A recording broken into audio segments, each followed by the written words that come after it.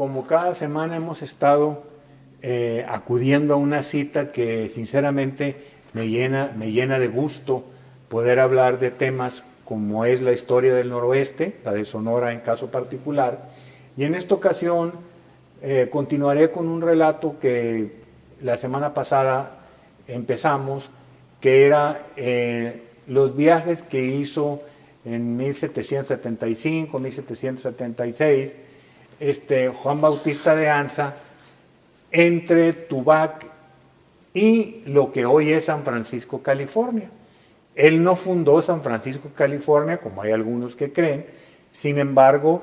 llevó los primeros pobladores del noroeste, desde el Rosario, Sinaloa,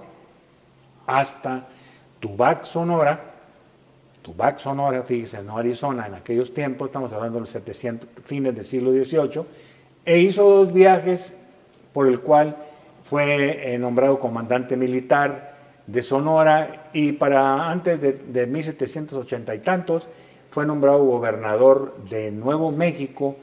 y Juan Bautista de Anza trazó un camino entre Santa Fe de Nuevo México, la capital de la provincia, y Arizpe, la primera ciudad en Sonora, que era su capital de la intendencia de Arizpe. En esta ocasión vamos a hablar ahora de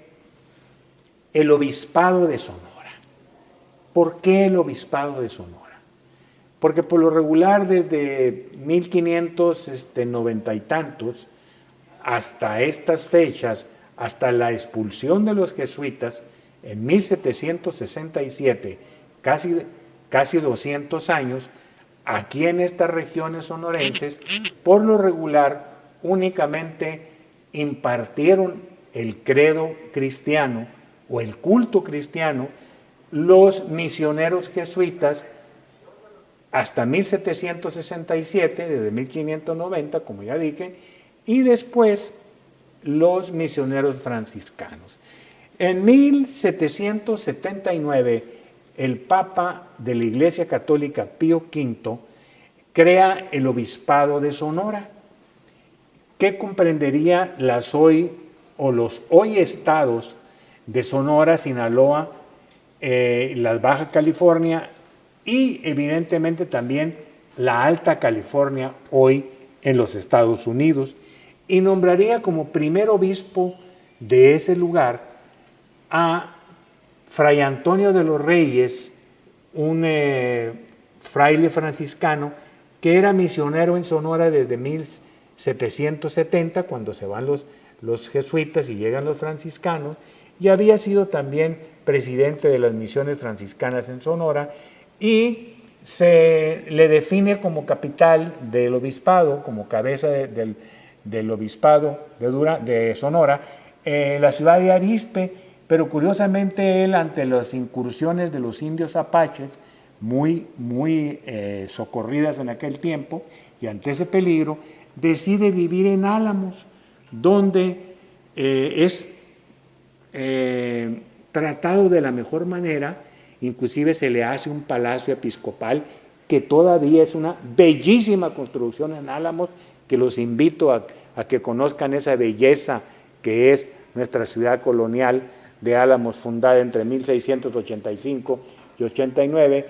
y muere él en 1787 y es enterrado evidentemente ahí en Álamos. Ignoro honestamente dónde están sus restos actualmente, pero debió ser enterrado en Álamos cuando muere en 1787. Luego, él curiosamente venía acompañado de dos sobrinos, hijos de su hermana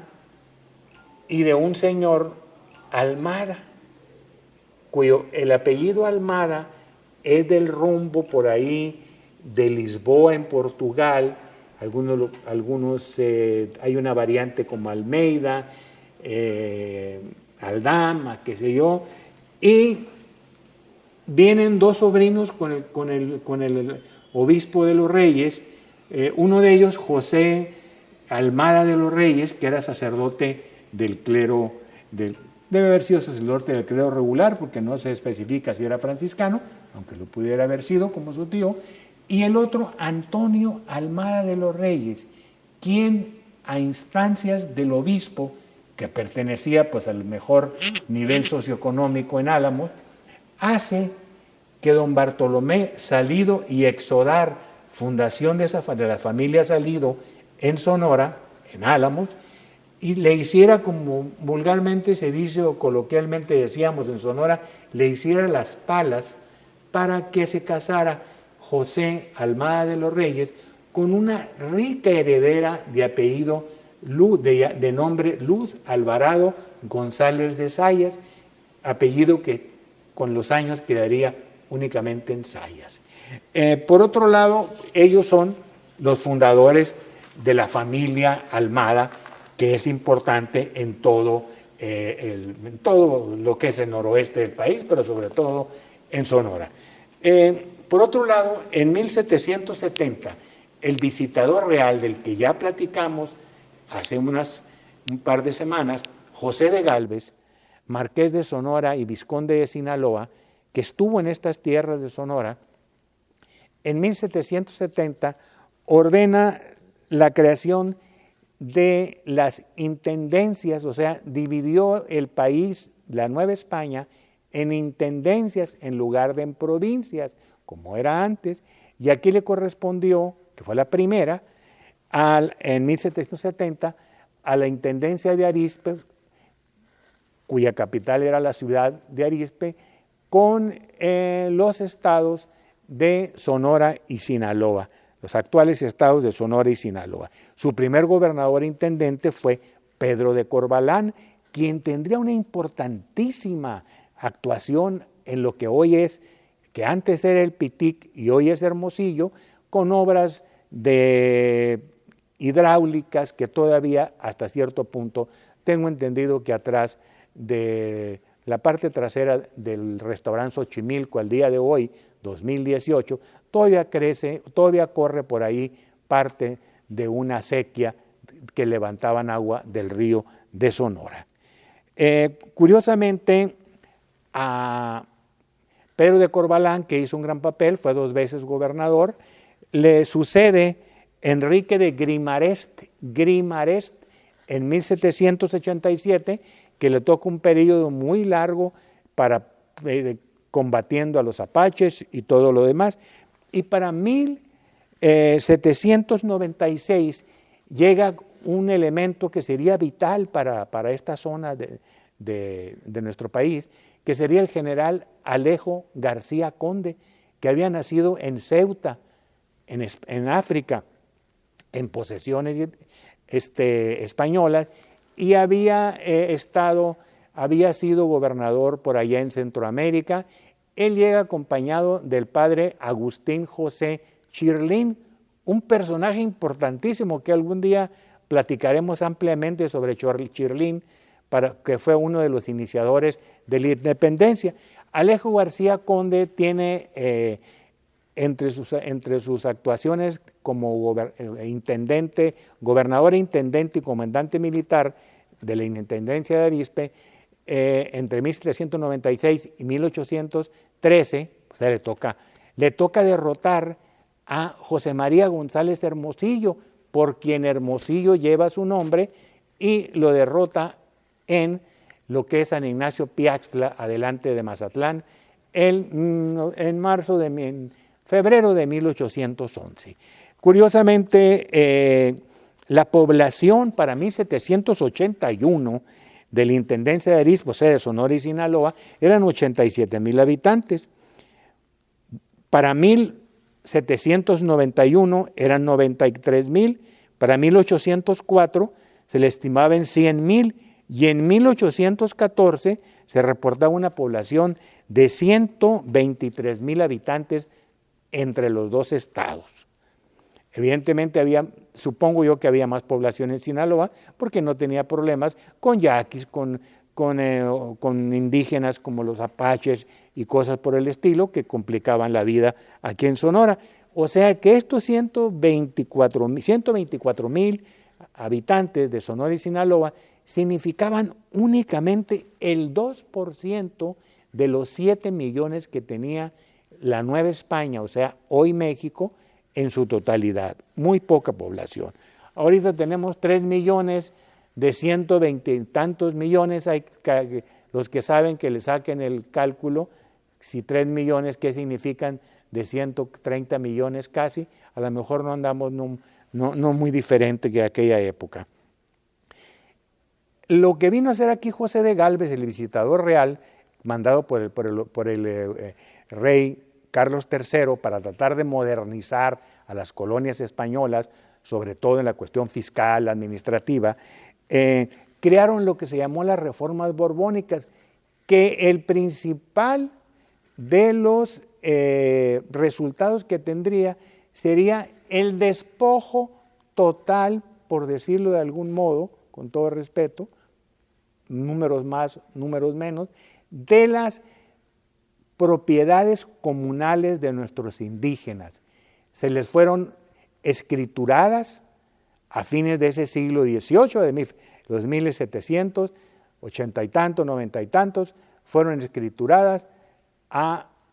españoles o mestizos. Curiosamente, muchos todavía en el río Sonora y en el río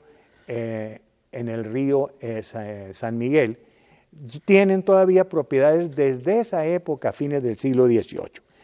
Desde 1796, los españoles de las colonias podían comerciar directamente con la metrópoli. Antes no lo podían hacer. Desde 1521 hasta 1796, tenían que hacerlo por medio de los comerciantes de la Ciudad de México o de los comerciantes de la ciudad de Guadalajara. Evidentemente, la mercancía prácticamente única que les interesaba a los españoles de aquí para allá era la plata. Se dice que esta zona por aquí de nosotros de Sonora le dio la quinta parte de la plata que le llegó al Reino de España, que España la gastó en guerras y en comprarles telas a los franceses y armas a los ingleses y todo lo demás. Curiosamente, la ruta comercial, bueno, se dirán, ¿cómo viajaban aquella gente entre la Ciudad de México y Culiacán o El Fuerte o Álamos? Había un camino que se llamaba Camino Real Costero, en que la gente que salía de Guadalajara podía cruzar entre Tepic y Guadalajara, cruzar la sierra, Plan de Barrancas por ahí, y caer a Caponeta, seguir después al Rosario, seguir después a Culiacán, a San Felipe, Santiago de Sinaloa, seguir al Fuerte, Álamos, el Pitic, y así te vas, así era el camino real costero. Había otros caminos, uno que iba por el rumbo de acá de Zaguaripa por abajo, o cerca también de Bavispe, el Paso de Carretas, y años después lo que se llamó y se sigue llamando el Cañón del Púlpito, que es prácticamente en la frontera. En esta ocasión hemos tenido la oportunidad de analizar brevemente un periodo de ese Sonora que se nos fue, pero en el que se encuentran las respuestas a muchas de las interrogantes de por qué somos como somos ahora, por qué los sonorenses en aquel tiempo de 1780 y tantos, lo que más les gustaba que les trajeran del centro era el chocolate. Evidentemente no estamos hablando de Milky Way, no estamos hablando de Snickers ni cosa por el estilo. Estamos hablando del chocolate con el que se hace la infusión o la bebida que ellos saboreaban evidentemente, no con grandes panes afrancesados ni mucho menos, pero sí con unos buenos bollos hechos de manteca de harina de maíz, con manteca de puerco, lo que haya sido, o en su defecto también un buen pan de mujer, que todavía curiosamente usted puede adquirir frente al mercado municipal de Hermosillo. Ahí venden pan de mujer, no lo deje de probar si acaso tiene la oportunidad de pasar por esta bella ciudad de Hermosillo, a la que mando a todos sus habitantes que todavía no llegan a los 900,000, nuestro saludo. A todos ellos mi más gentil de los saludos y respetos y sobre todo agradecimiento por haber tomado el deseo de comunicarse con este humilde comunicador, valga la redundancia, que lo único que le interesa es difundir el conocimiento del noroeste a más gente. Muchas gracias, nos veremos después.